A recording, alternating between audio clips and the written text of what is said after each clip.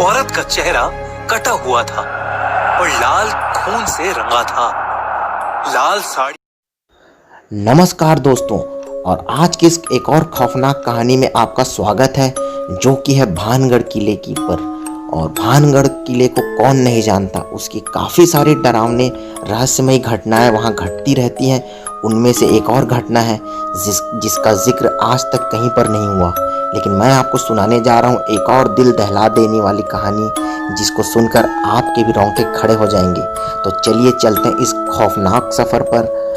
और जाने से पहले हमारे चैनल पे जो है ना, सब्सक्राइब कर लीजिए और बेल आइकन को भी प्रेस कर दीजिए, ताकि ऐसे ही खौफनाक कहानियाँ आपको और आगे सुनने के नोटिफिकेशन मिल जाए। तो चलिए चलते हैं हमारे कहानी की तरफ। अजय नाम के एक पैरानॉर्मल एक्सपर्ट ने भानगढ़ किले की असलियत जानने के लिए वहां देर रात जाने का एक प्लान बनाया।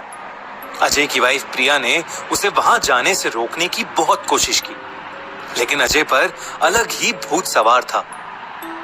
देर रात वो भानगढ़ पहुंचा। उसने देखा कि वहां दूर दूर तक कोई नहीं है। वो सीधा किले के अंदर घुस गया।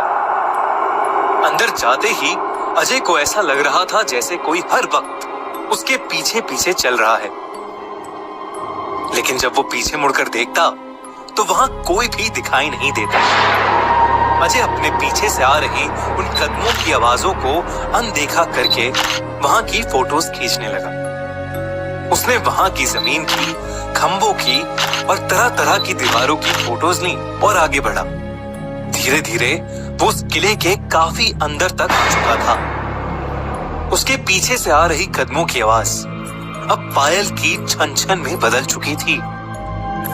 वो जब रुककर पीछे देखता तो वो पायल की आवाज भी रुक जाती। अजय ने फाइनली अपना फोन निकाला और फ्रंट कैमरे से पीछे देखने की कोशिश की। अजय ने फोन में देखा कि उसके पीछे एक लाल साड़ी पहने औरत खड़ी है। उस औरत का चेहरा कटा हुआ था और लाल खून से रंगा था।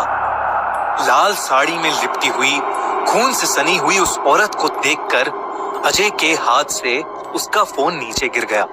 अजय ने फिर पीछे देखा, लेकिन उसे फिर से कोई नहीं दिखा। वो पायल की आवाज और तेज हो गई। अजय को अब डर लगने लगा था।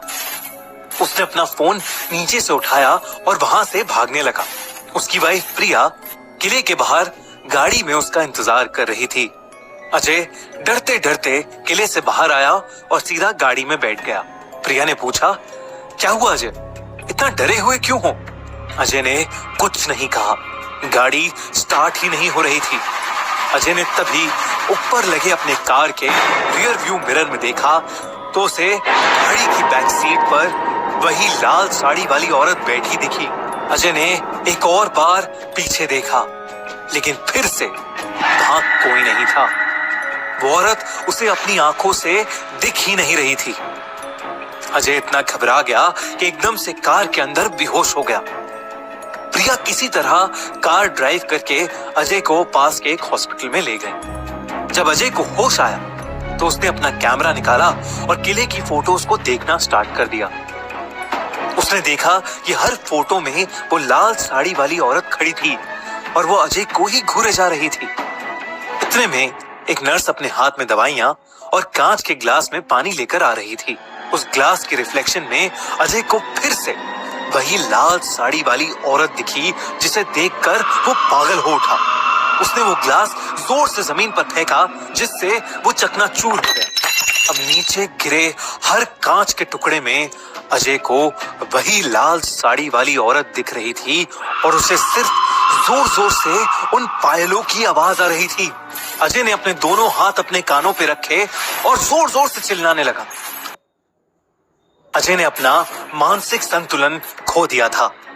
वो पूरी तरह से पागल हो गया था। डॉक्टर ने किसी तरह इंजेक्शन देकर उसे सुलाया। जब उसकी वाइफ प्रिया ने उसका फोन देखा तो सारी फोटोज नॉर्मल थीं। उसे एक वीडियो मिली जहां अजय फ्रंट कैमरे से कुछ देखकर बहुत डर रहा था, लेकिन उसमें अजय के अलावा और कोई नहीं था। प्रिया को लगा कि जरूर भानगढ़ में उसने कुछ तो अजीब साया देख लिया है जो उसके पति के पीछे पड़ गया है।